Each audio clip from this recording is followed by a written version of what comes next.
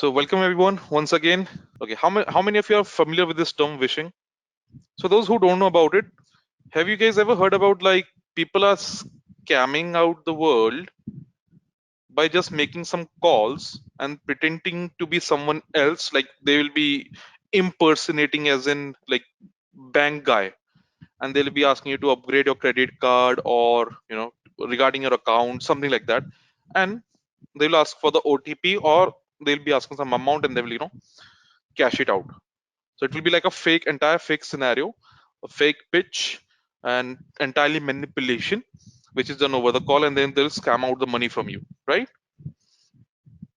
Different types of scams are there, which are done over the voice calls. Nowadays, QR based are also there, QR code based. They are, because of digital payment, they are taking out the money from your bank account as well using QR codes. So many ways are there, but the point is, okay, there's a scamming when it is done over the voice call. That is phishing. Okay, something like, okay, which is a very popular word, phishing. Everyone might have heard about it, right? Phishing. When you get that suspicious mail and you click on a link, your credentials, your data are sent to the attacker, or you download a malware from those uh, mails, something like that. Correct. So phishing, it's phishing is a part of phishing only. So you can say phishing when it's done over the voice call, that is considered to be a phishing. As simple as that. Okay. So it's quite trending. It's quite happening a lot. And the reason being, I'm telling you this one is because I have seen this literally.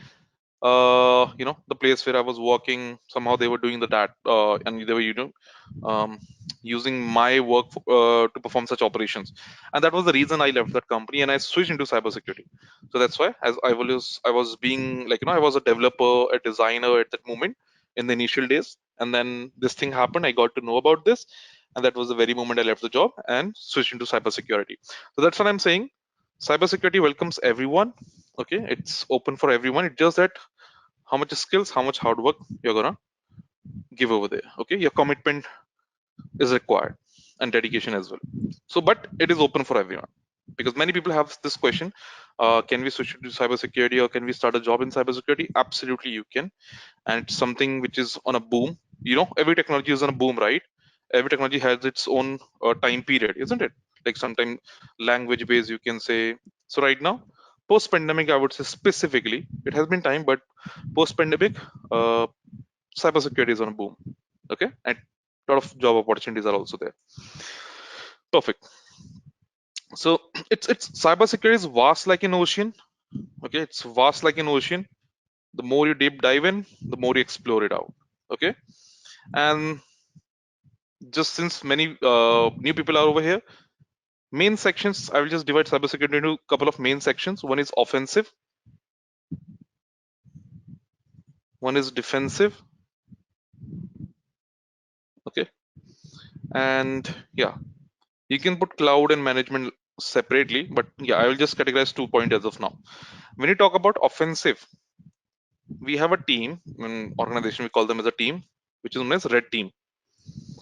Have you heard about hacking, that word, which is used to crack into your environment, right? They will try to find some other means in order to get access to your system, to your account, to your network, right? That hacking, that portion fall under the category of your red team. Okay, hacker, we call them ethical hacker, to be more specific or precise into this. Ethical hacker. Defensive would be like we have hackers out in the world as well, right? Malicious ones, those who will take advantage of yours or will blackmail you with your data. So in order to prevent yourself, there is a defense team which is known as your blue team. So here a lot of positions or job profiles are there. If we talk about like security analyst,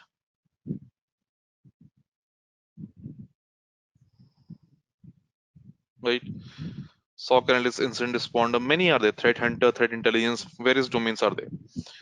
And yeah, Boris, purple team is also there. That's a combination of both, right? Awesome. So things are divided into these two main sections. I'm just giving an idea about it in cybersecurity. Many more sections are there, but yeah, all in all, just covering up or summing up things into offensive or defensive scenario. Okay. Now, so InfoSec train gives you provides the training in terms of your security only, cyber security. Regarding InfoSec train, established in 2016, we are one of the finest training, security and technology training and consulting company. Wide range of professional training programs, certification and consulting services in the IT and cybersecurity domain, high quality technical services, certifications or customized training programs curated with professionals of over 15 years of combined experience in the domain.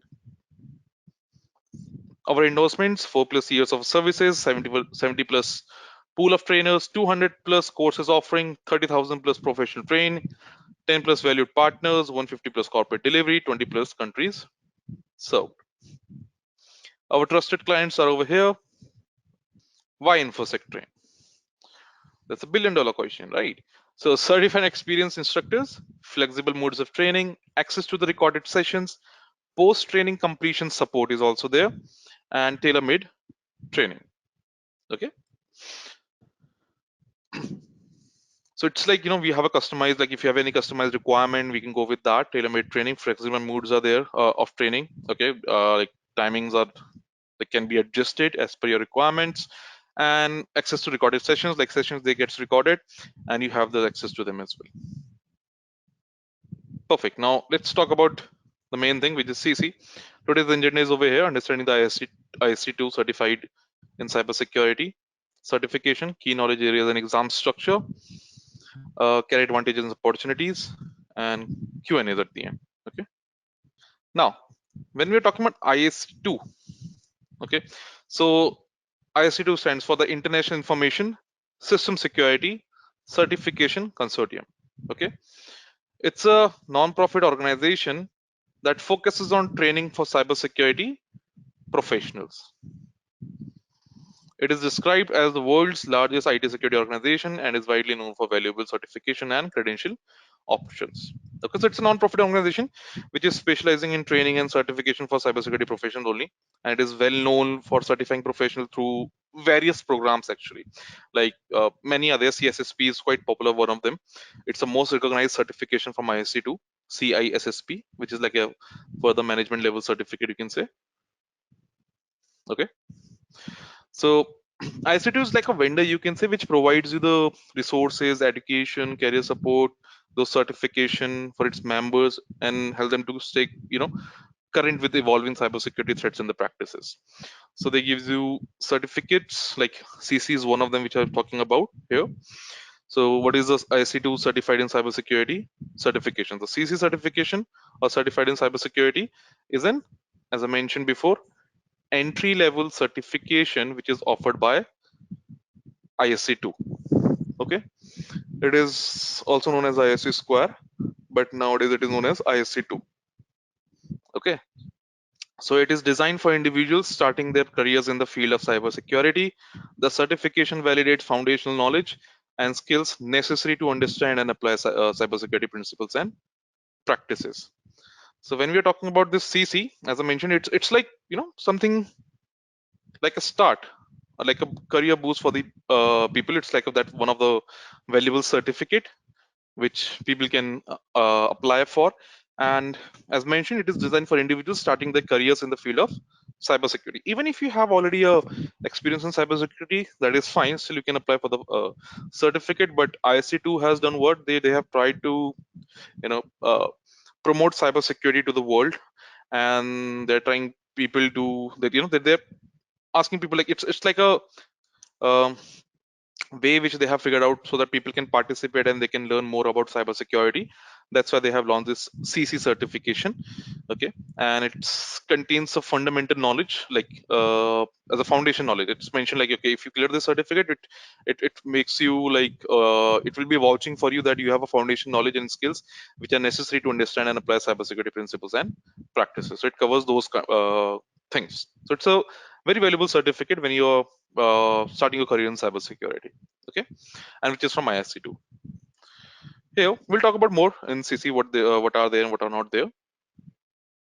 CC, good quick facts. It was created in 2022 Exam is available in 4 languages at 882 locations in 114 countries.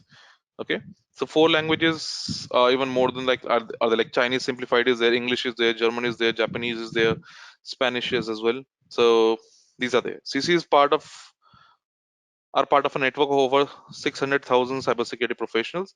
CC ranked 3 on the next big thing list as a certification survey respondents plan to earn in 2023. At that time, it was ranked 3. Now, getting to the main thing, target audience, as I mentioned, experienced people can also have it. IT professionals and those who are trying to switch their career into cybersecurity as well. Individuals looking to transition into cybersecurity from other careers, right, or other domains. College students as well, or recent grads. Executives seeking foundational knowledge in cybersecurity. Even if you're in an executive position, if you're trying to get a foundation knowledge in cybersecurity, this certification is for you. Okay. So it's like if you're looking to join a dynamic and rewarding workforce, you can get certified in cybersecurity and you can demonstrate to employers you have the foundation knowledge and passion to join the team as well. Right. So thing is, what is the benefit? If you get the certificate, what are the benefits for us? So it will do what? It will vouch for you, as I mentioned. It will be like a validation of skills. So certification will be validating your knowledge and your skills in some specific domain which are part of this course curriculum. It will be providing you that proof of expertise to your employers and your clients, right? Career advancements as well. Certification does what? It enhances your career prospects. So that will make you more competitive in this job market. It will be, that it will be telling you that okay, you are qualified for higher level roles as well. That will be helping in that. You can put things into your resume, you can say. Personal achievement, you will be achieving certificate, it will be like giving you a sense of accomplishment, and it will be boosting your confidence in your abilities in the field which you have chose, right? And skill enhancement, obviously, like you will be earning one more new skills in terms of cybersecurity. You'll get an idea what cybersecurity is all about, what are the core concepts, and that will skills you'll be gaining with the help of CC. It will be like you can consider it's like a stepping stone into the world of cybersecurity. Okay. Now, when we are talking about CC, certified in cybersecurity, we have certain domains in this course. Okay. This, as I mentioned, this entire agenda over here is to discuss about this certification and what all things are there. So these domains are there, 5 domains. The entire things are distributed into these 5 domains. Domain 1 is security principle. Domain 2 is business continuity, disaster recovery, and incident response concepts as well. Domain 3 is the access controls concept. Domain 4 is network security, and domain 5 is the security operation. Actually, these domains, they have like selectively set these domains, and they are really very interesting, and that will be giving you foundational knowledge about cybersecurity as well. Because in organization, in your environment, to be very honest, these are very crucial things. They're very important, really very important. These are things which makes the security, you can say. Okay, and they are very valuable. So what they have done, they have also given some weightage, you can say. They have distributed the weightage for each and every domain in their certification, in their exam. 26% is for this one in terms of weightage. 10% is for domain 2. 22% is for this one. 24% for network security, and 18% for security operations. What these domains have inside them, we'll discuss about that. But yeah, this is how it is distributed. The weightage is distributed in this manner. Okay, so they are very important one. And to be very honest, once you get into cybersecurity, it's like you have to choose your career, your path among these domains. Okay. Now, what these domain have, or what these domain contains, we'll discuss one by one. So for example, when we're talking about domain 1, security principle, it is like containing the core things about security. What are their principles? So it will be containing things like confidentiality, integrity, availability, and non-repetition, the core elements of it. um, this is specific thing, confidentiality, integrity, and availability. This is also, there is another term for that, which is with the name CIA triad. Very popular. Okay, CIA triad. Exactly, Haridos Radhakrishnan. Correct. Then we have authentication and authorization, access controls process are there, password policies, these kind of things will be there. Like for example, okay, authentication, if we talk about authentication means what? So if I'm trying to log in Facebook, I'm telling Facebook that this is Sayam by entering my password, because my password, only I know my password. Nobody else knows the password, right? So for Facebook, in order to confirm that this is Sayam only, as soon as I enter the password, as soon as I authenticate, they will get to know that okay, this is Sayam who is trying to access his own account, right? For that reason, we have authentication, proving who you claim to be. And authentication can be of various types. When we talk about authentications types, or actually factors are there, we won't jump out into much of a detailed conversation over here regarding this topic, but yeah, when we're talking about authentication, quick pointers I will tell you. We have things like something you know, something you have, and something you are. It's really interesting things. So when you talk about something you know, it's like something which you can memorize. Okay. So for example, in your mobile phone, have you guys are you guys using some kind of a password in a mobile phone, like fingerprint, not fingerprint, as in like password or any pattern, right? In order to implement that pattern, in order to implement that password, first you have to memorize it, correct? It's not like we look into a piece of paper and then see and then type the same exact words. We have memorized our password and then we use it, correct? Right? So if I have a password as like password at the rate 123, so I have memorized it. And now whenever I want to log into my account, I will write password at the rate 123 because I have memorized it. Right? It's a like reading thing and memorizing it. A knowledgeable factor. That will fall under the category of your something you know.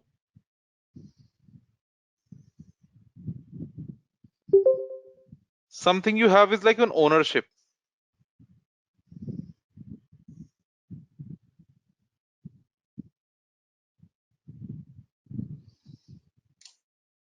Something you have is ownership which you can have with yourself. Like for example, your ID card, your ID card you have with yourself, right? That ID card, that you own that ID card. That will be part of something you have. Something you are would be a biometric, right? Like your fingerprint,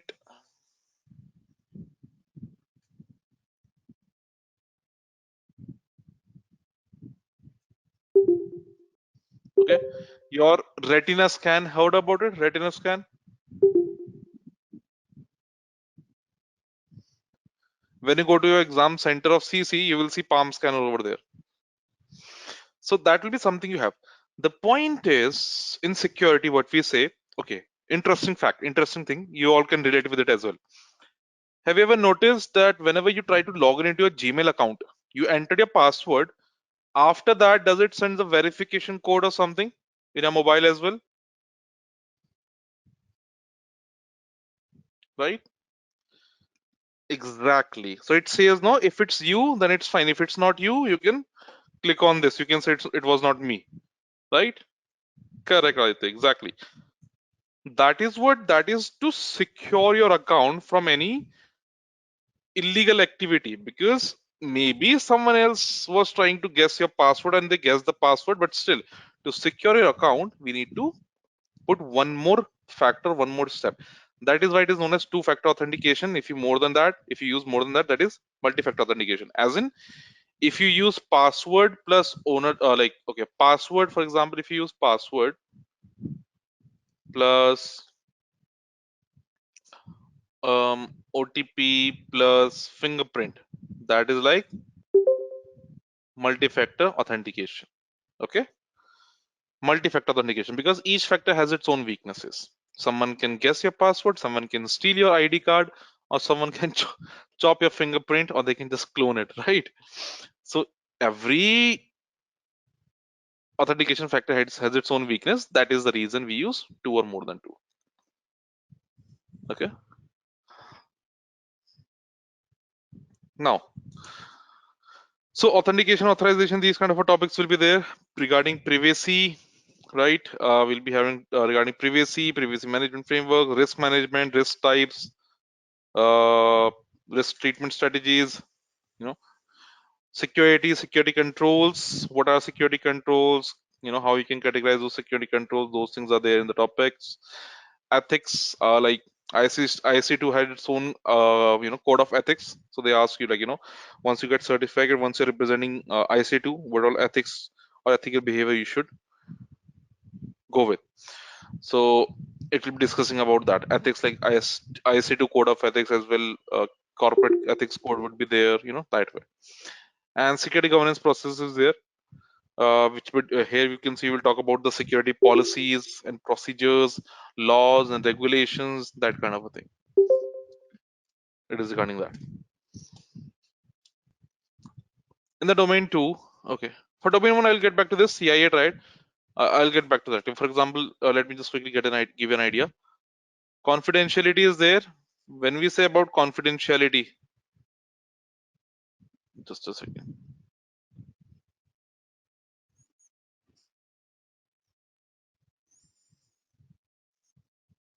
Here.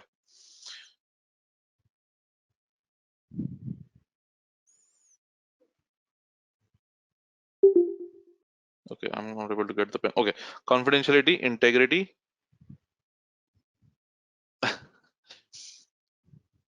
Rajiv, what in that? That is totally out of the course, out of the topic. Confidential, integrity, and availability.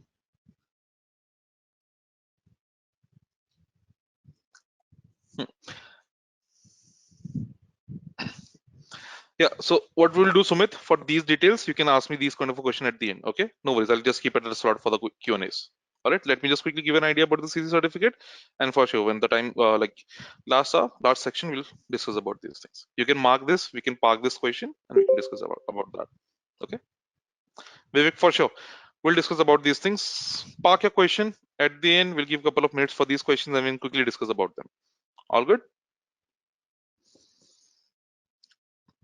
Perfect. So confidential, integrity, and availability is there. Confidentially means your data should be confidential, as in no unauthorized access should be there to it. Okay, no unauthorized access should be there. So if it's like if I'm telling something to Vivek, so only Vivek should have access to it. Nobody else should not know about that information. That is confidentiality. No unauthorized access, you can say. So for example, when you talk about authentication, right? Authentication is also doing that only, right? That your account access, your account data is only accessible by you, nobody else. Correct. That is confidentiality. If you have ID card, for example, so only you can enter that room. Nobody else can enter that room. The ones who are not having that ID card cannot enter that room. That is stopping or having no unauthorized access. Similarly, encryption is there something which will be helping us to attain that, right? Integrity means, anyone for integrity? Yes, it verified that data is not tampered. In case if there is any tamperation, if there is any modification in the data, we'll get to know about it. Okay, it verifies that thing. So completeness and accuracy, exactly accuracy of your data, correct. Availability means your data, your services should be available to its genuine users 24/7, you can say, all the time, to its genuine user. That is availability. How we can attain confidentiality? I have already given you examples. Authentication is there, access control is there, even your encryption is there. For hashing, if we talk about sorry, integrity, we can talk about, we have things like hashing. Availability, we have load balancers. Backups is also there, right? As in, like, for example, we are having this session right now. In case if there is a power cutoff in my area, how will I continue that session? I will be continuing the session with the help of backups, correct? So that is availability. Domain 2 is there, in which we have business continuity, disaster recovery, and incident response. So in business continuity, we'll talk about business continuity planning, business continuity controls, high availability, fault tolerance, Disaster recovery is there, disaster recovery planning, backups, disaster recovery sites. We talk about that thing. And incident response, whenever any incident, any activity, malicious activity has happened, how are you gonna respond to that? How are you gonna handle it? Okay, so that thing is discussed. So creating an incident response program, having a team for that, communication plan, the phases, the uh, stages of incident response, all of those things will be discussed over here. Domain 3 access control concepts are there. Access control as in, like, obviously, like, if you're trying to enter into a room, access controls are implemented over there. So physical access control will be there, physical feature facilities will be there, designing.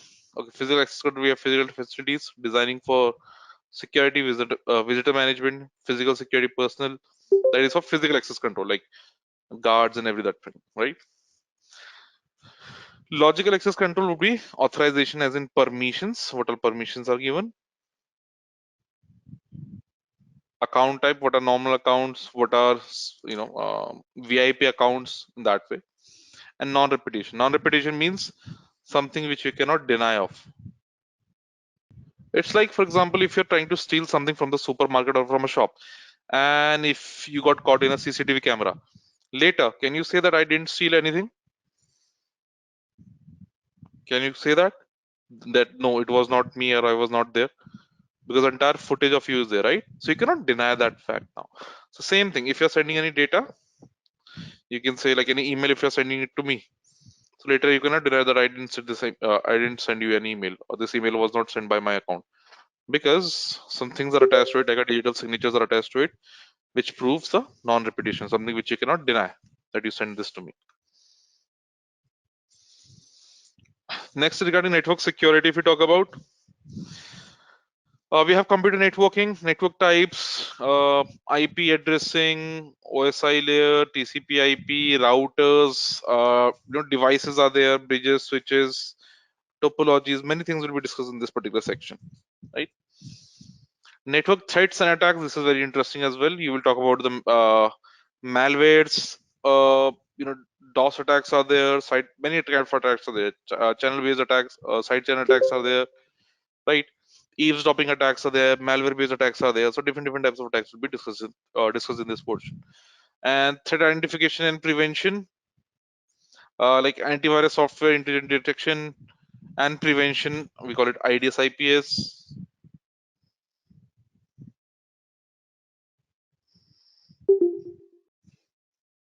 We call them IDS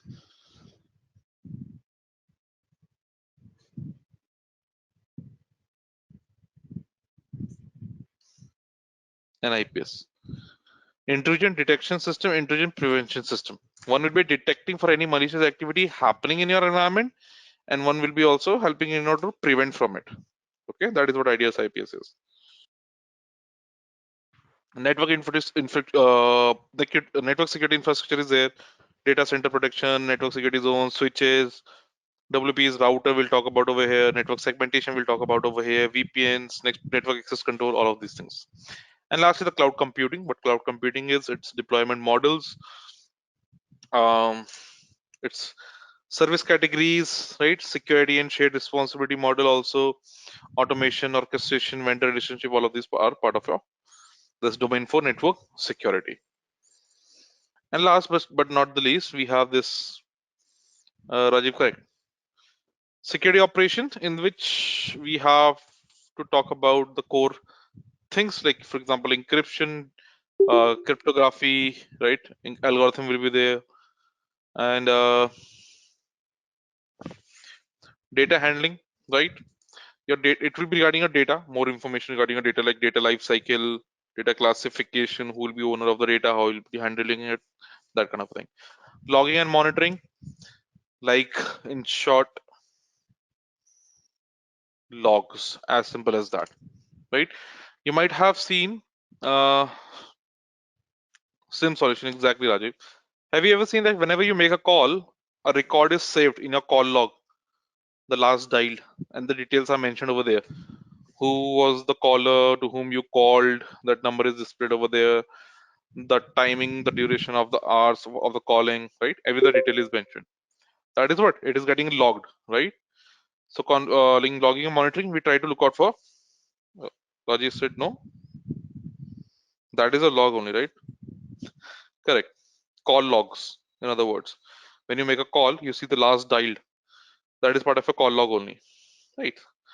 So in logging monitoring, it's like it is important part because we are trying to log all the activities which are done by any malicious person, and we are trying to monitor things if they are making any changes into the environment or not.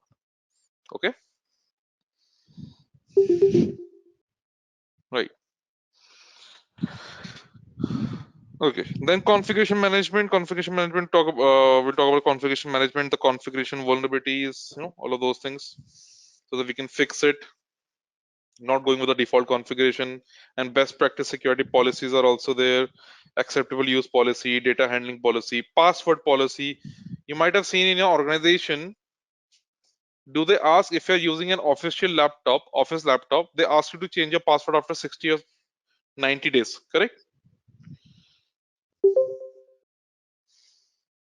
That is part of your password policy only.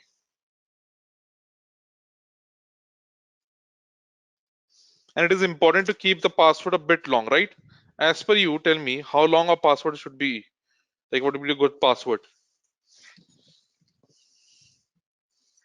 12 characters, right? Nowadays 12 would be there, right?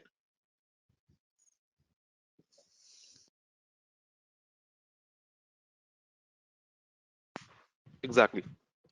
But now, to be very honest, when you keep your passwords, like we have keep a lot of different types of password. But what is going on nowadays, and it is recommended for everyone. Rajiv, 12 is good.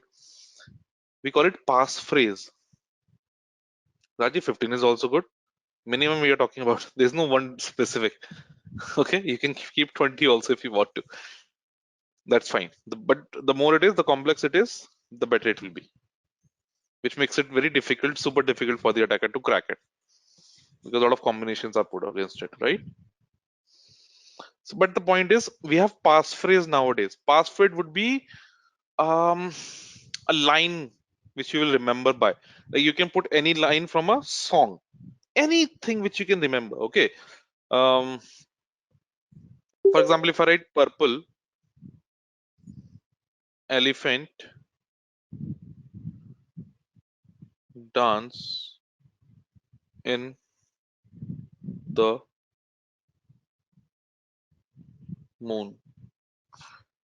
exclamation as well. Now, can you see? First of all, it will be easy for you to remember, correct? Because that is a phrase. Apart from that, can you see it is big? It's big enough to remember, first of all, not as in remember, to crack, correct? And we are using the combinations of capital letter, small letter, right? Uppercase, lowercase, and your the symbol as well. Make sense? So it's a good solution in order to prevent from an attack from the attacker's side. Okay, everyone? Sounds good? So passphrase, keep your try to put your passwords as a passphrase from now on. Okay. Then we have your security awareness training. Security awareness training is there, the one which you are having right now, you can say this one. Okay, so training on social engineering attacks, on your security education, all of these things are what these are your part of your security awareness training only. Okay, so making people aware about cyber security and what like common attacks are there, like phishing and every other bit. That is what security awareness training. So every organization, even you might have seen whenever you join the organization on the very first day or initial days, they go with the orientation, or they ask you to complete a training. They show you some recordings and you have to answer the questions. And once you complete the training, then you'll be joining the further process. Correct? That is what security awareness training is. Clear? Just a bit into exam information. So exam is this certified in cybersecurity. Guys, it is free of cost. The first try, being very precise on that, first try is free of cost. That's why I'm asking you guys to go for it. There's no harm on that, right? It will be interesting. It will be giving you a boost to your career.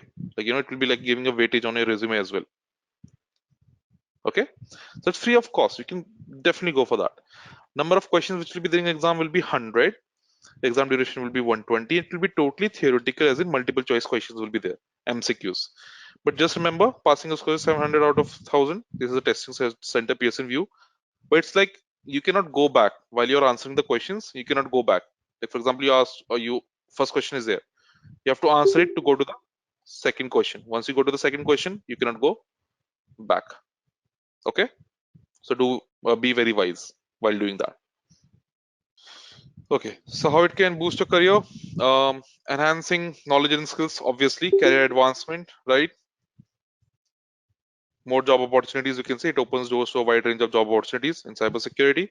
And those categories are these ones, which I've written over here: security analyst, security architect, system administrator, junior pen tester, security engineer, security auditor. It will be watching you for these kind of job roles. Career advancement is there. So credibility and recognition, obviously, when you get a certification, it vouch for you. You get a recognition for that, right? Networking opportunities as well, right? So provides access to the community of professionals. You be a part of that community. It can be very, very valuable for your networking, for your mentorship, for your career development, right? You can go for the conference and workshops. It offers you that kind of opportunities. Higher salary potential, obviously. Certified professionals often command higher salaries compared to the non-certified ones. You can negotiate on the basis of that, right?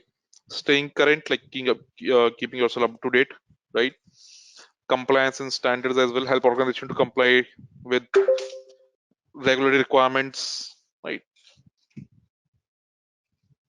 And industry standards as well. So it makes certified professionals very valuable as a asset. Okay. So it encourages to go with the follow the best practices in cybersecurity, contribute to all overall security posture of the organization in that way. And transferable skills, like you can like the skills which I have acquired through a CC certificate, they're transferable to various roles within IT and beyond. Like it's like giving your career flexibility over there. Okay. So yeah, that would be it. That was the potential job and roles which you can see over here, which will be helping you to get an opportunity into these roles and responsibilities with the help of CC certificate. And yeah, and we are also launching a program to learn about CC. So those who are interested, you can join that as well, right?